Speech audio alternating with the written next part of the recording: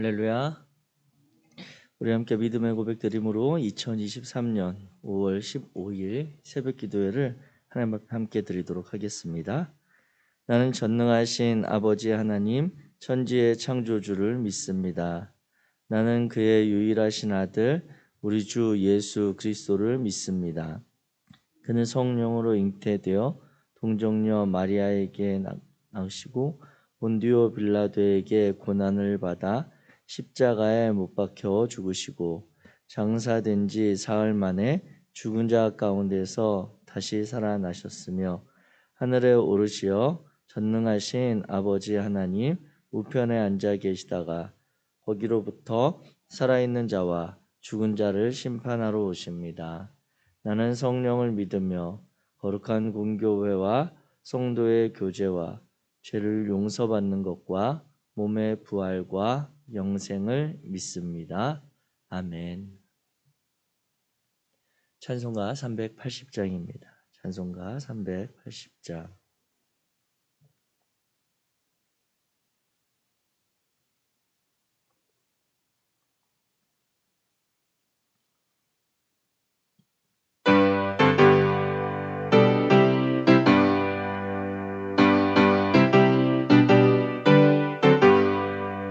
나의 생명 되신 주 주님 앞에 나아갑니다. 주의 흘린 보혈로 정케하사 받아 주소서. 날마다 주를 찬송하겠네. 주의 사랑 줄로서 나를 굳게 잡아 매소서. 괴로운 세상 지낼 때 나를 인도하여 주소서. 주를 믿고 나가면 나의 길을 잃지 않겠네. 날마다 주를 찬송하겠네. 주의 사랑 줄로서 나를 굳게 잡아 매소서. 세상 살아갈 때에 주를 더욱 사랑합니다. 밝고 빛난 천국에 나의 영혼 들어가겠네. 날마다 주를 찬송하겠네. 주의 사랑 줄로서 나를 굳게 잡아 매소서. 아멘.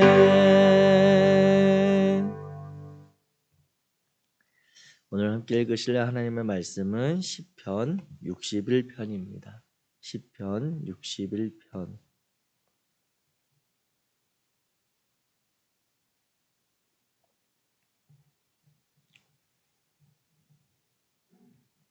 제가 가진 성경 구역성경 845페이지 시편 61편 우리 1절부터 8절까지 한 목소리로 같이 읽겠습니다. 시작. 하나님이여 나의 부르짖음을 들으시며 내 기도에 유의하소서. 내 마음이 약해질 때에 땅끝에서부터 주께 부르짖으오리니 나보다 높은 바위에 나를 인도하소서. 주는 나의 피난처시요 원수를 피하는 견고한 망대이심이니이다. 내가 영원히 주의 장막에 머물며 내가 주의 날개 아래로 피하리이다. 주 하나님이여 주께서 나의 소원을 들으시고 주의 이름을 경외하는 자가 얻을 기업을 내게 주셨나이다. 주께서 왕에게 장수하게 하사 그의 나이가 여러 대에 미치게 하시리이다. 그가 영원히 하나님 앞에서 거주하리니 인자와 진리를 예비하사 그를 보호하소서. 그리하시면 내가 주의 이름을 영원히 찬양하며 매일 나의 소원을 이행하리이다. 아멘. 아멘. 할렐루야. 오늘 우리가 시편 61편의 말씀을 함께 살펴보고 그 가운데 하나님의 마음으로 하루를 더 열어가기 원합니다. 우리가 보통 성경 말씀은 하나님의 뜻을 우리에게 전해주는 하나님의 계시가 담겨 있다. 그리고 우리가 이 모든 성경 말씀은 하나님의 마음을 우리에게 전해준다라고 이렇게 받아들이고 또 신앙의 고백을 드리죠. 그런데 이제 우리가 성경을 읽다 보면 시편 같은 경우에는 하나님이 우리에게 말씀하시는 그런 내용이 아니라 가만히 보면 지극히 연약하고 부족한 우리 인간이 하나님께 드리는 찬양의 내용이기도 하고 때때로 어떤 시편의 내용을 보면 정말 시인의 기도이기도 하고 또 어떤 시편을 보다 보면 그 표현들이 시인의 기도와 또 찬양이 아닌 정말 원수를 좀 갚아달라고 하는 자신의 어려움을 해결해달라고 하는 탄원과 또 안타까움의 마음이 담긴 인간의 그런 마음이 담긴 글이기도 한 것입니다. 그럼에도 우리가 이 시편을 읽으면서 시편을 통해 은혜를 받고 또 시편을 통해 하나님의 마음, 하나님의 말씀이다라고 우리가 여겨지는 것은 그 시인을 통해 공감하시는 또 그 시인의 기도와 그 찬양과 또 그의 부르짖음 가운데 외면하지 않으시고 들으시며 그 백성들의 소리를 다시 우리에게 들려주시는 하나님의 마음을 느낄 수 있기 때문인 것입니다. 때로는 시인들이 어려움 가운데 고백하고 하나님께 간절히 외치는 그 소리가 하나님께서 그 마음을 느끼시면서 당신의 백성들에게 그 마음을 이렇게 들으시고 또 그 문제와 어려움들을 해결해 주시기도 하고 그 마음을 풀어주시는 그 내용을 우리가 이 시편을 통해서 발견하는 은혜가 있기 때문입니다.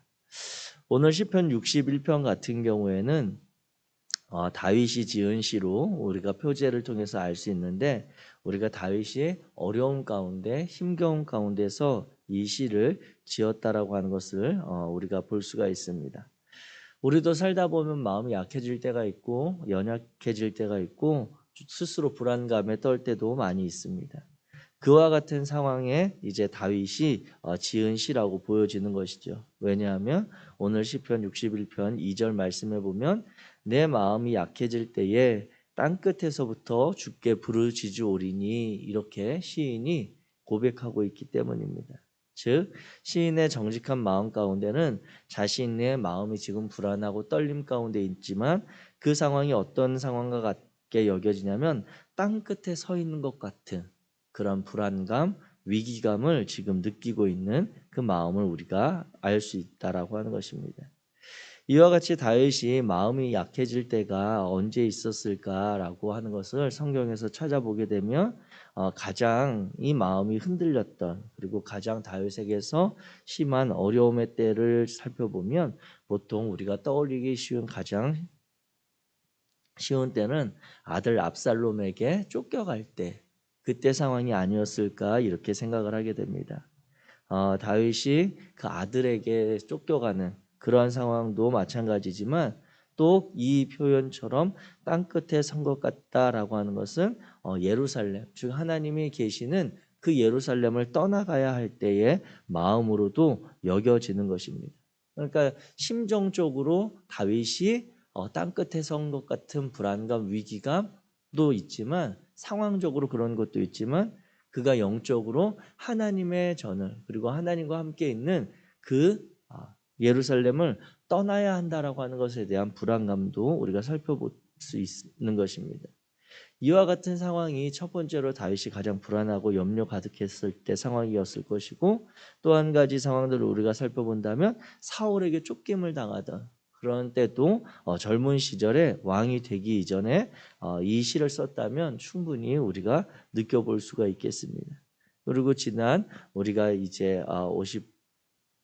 59편, 58, 60편 이렇게 살펴보았던 전쟁에서 패배하게 되었을 때 자신이 군사원정을 떠나는 가운데 남방에 있었던 에돔이 이제 자신의 왕국 이스라엘 왕국을 공격해서 패배하며 백성들의 그러한 고통을 보았을 때 그때도 왕으로서 그런 위기감들을 많이 느꼈을 그러한 것으로 볼 수가 있습니다.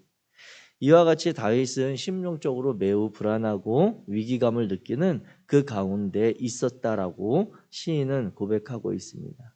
그런데 이 상황 가운데 2절 끝에 보면 내가 주께 부르짖으오리니 나보다 높은 바위에 나를 인도하소서 이렇게 시인은 기도하고 있습니다.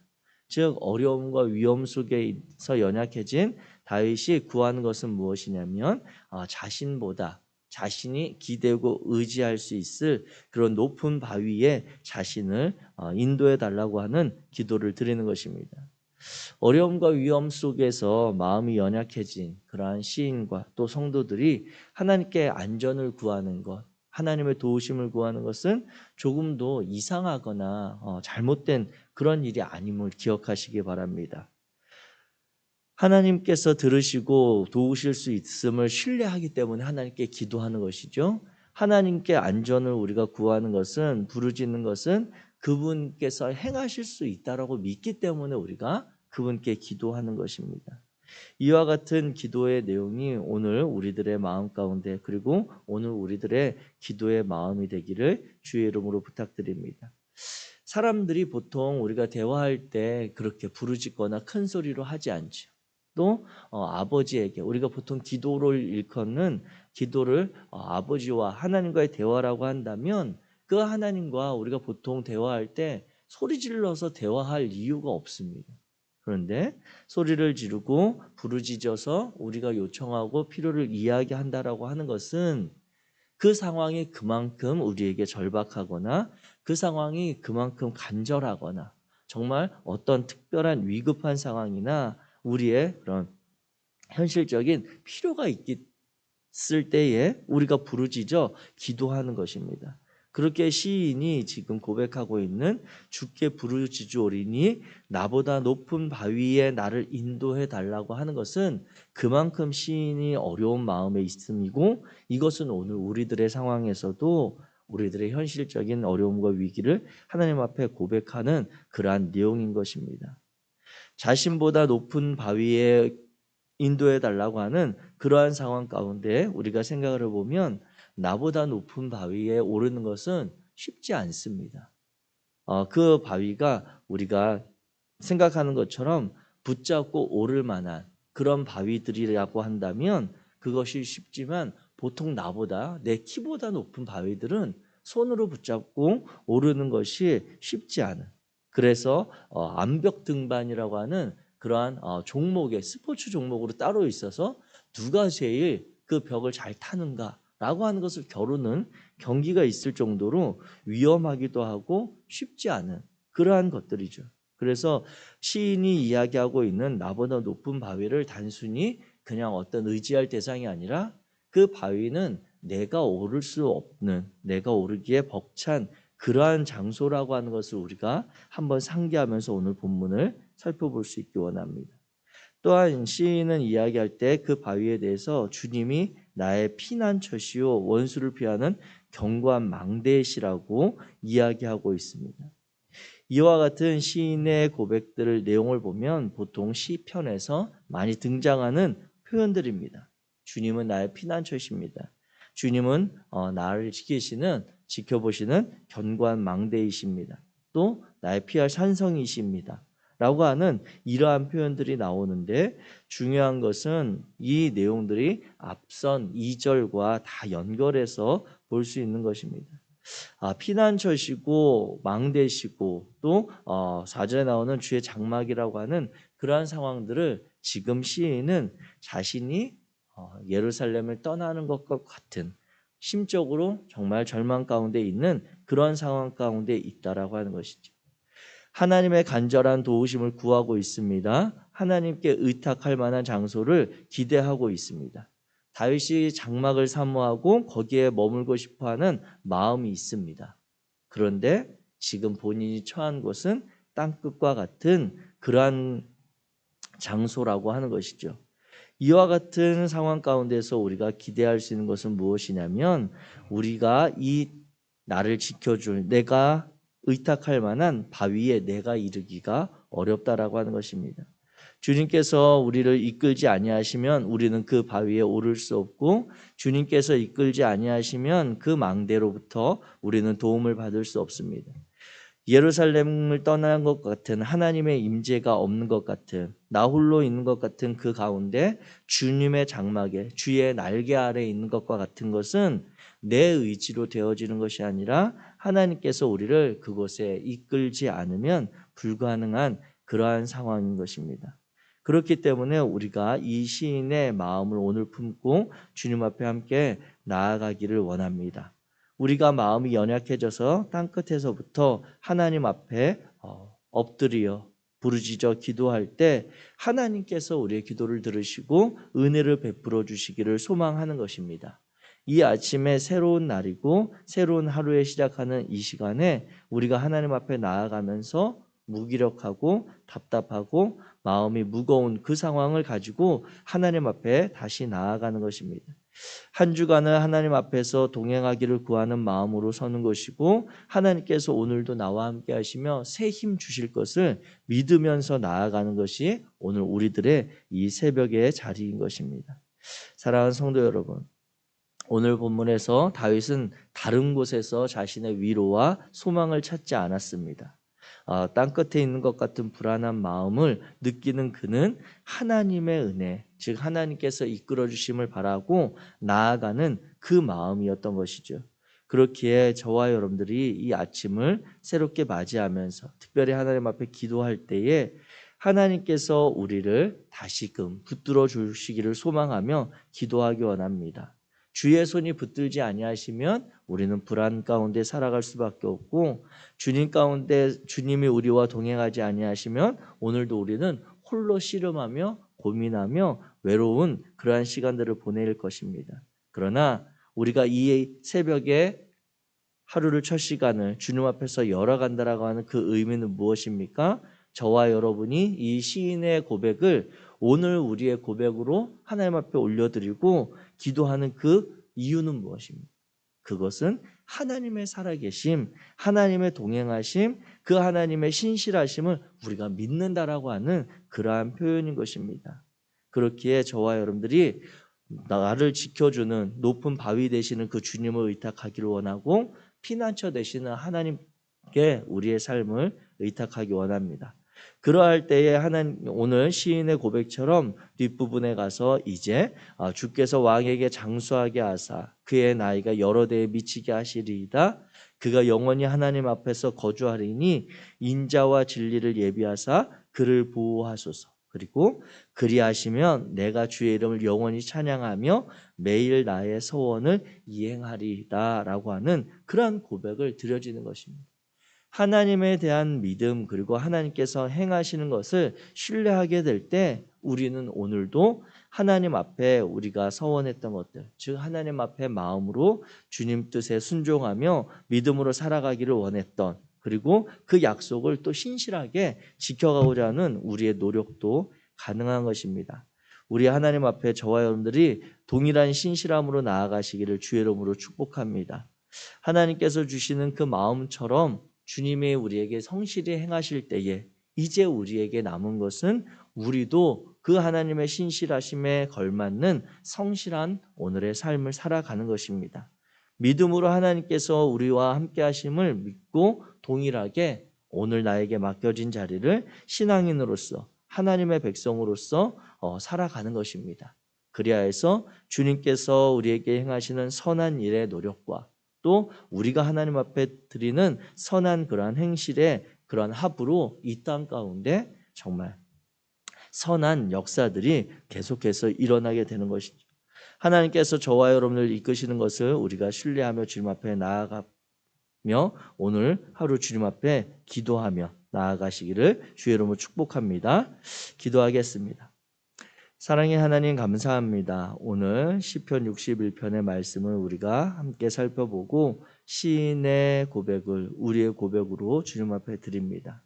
우리의 마음이 약해진 그때에 땅끝에 선 것과 같은 불안한 그러한 상황 가운데 우리가 하나님을 바라보며 하나님의 도우심을 구하며 우리를 이끄실 주님의 은혜를 소망합니다.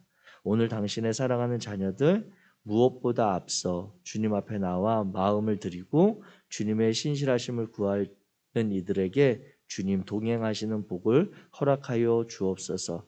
오늘 하루도 하나님께서 우리를 성실하게 이끄실 것을 믿고 우리도 신실한 믿음으로 주님과 동행하기 원합니다. 당신의 자녀들의 오늘 하루의 발걸음이 복되게 하시고 우리를 만나는 이들이 그 하나님을 발견할 수 있도록 도와주옵소서. 행하실 여호와 하나님을 기대하며 우리 주 예수 그리스도의 이름으로 축복하고 기도합니다. 아멘. 하늘에 계신 우리 아버지여, 이름이 거룩히 여김을 받으시오며 나라가 임하시오며 뜻이 하늘에서 이루어진 것 같이 땅에서도 이루어지이다. 오늘 우리에게 일용할 양식을 주시옵고 우리가 우리에게 죄 지은 자를 사하여 준 것 같이 우리의 죄를 사하여 주시옵고 우리를 시험에 들게 하지 마시옵고 다만 악에서 구하시옵소서. 나라와 권세와 영광이 아버지께 영원히 있사옵나이다. 아멘.